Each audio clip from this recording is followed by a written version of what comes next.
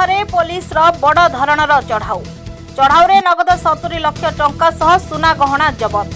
गतकाली गंजाम रे चढ़ाऊ करी कोटी कोटी टंका जबत होइतिबा बेले आज 5टी जिले में चली बड़ धरणर चढ़ाऊ। भद्रक रे बेआईन गोचालाण अभियोग रे रेड। पुराणा बजार थाना शेख राजन घरे केन्दुझर और भद्रक पुलिस चढ़ाऊ करिछि। नगद 70 लाख टंका सह सुना गहना जबत होइछि। शेख राजन को अटक रखी तदंत चलाइछि पुलिस। दीर्घ दिन धरी पुलिस नजर रे मोस्ट वांटेड थिबा एही माफिया शेख राजन घरू 70 लाख ऊर्ध्व टंका सुना गहना जबत कर जाइछि।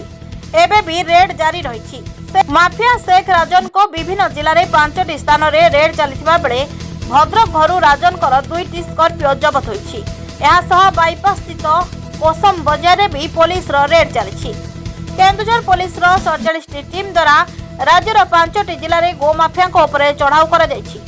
केन्दुझर भद्रक भुवनेश्वर मयूरभंज और जाजपुर विभिन्न स्थान में चढ़ाऊ जारी रही। Bureau report JMJ news.